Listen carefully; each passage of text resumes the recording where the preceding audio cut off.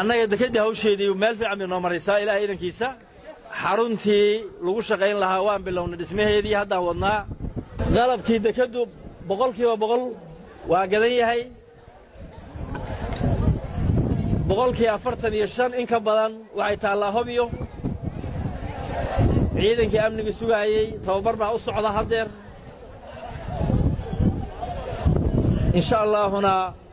دكد أقوى إنجاز كأفريقيا أيها كسر الصعوطة دقمة تنهبيو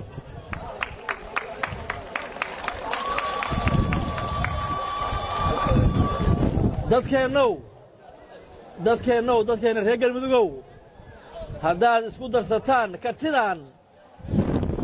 iyo inaad dawladda gacan siisaan haddaad isku darsataan Soomaali annaga dhaafaynaa horumar baan ku dhaafaynaa waxaana noqonaynaa barwaaqo sooran galmudug qurux badan galmudug loo soo dalxiis tago galmudug loo soo shaqo tago galmudug ka qurux badan oo ka dhaqaale badan geeyiga Soomaalida anigu hadafkii aan lahaa aniga iyo intii galmudug aan wada aasnay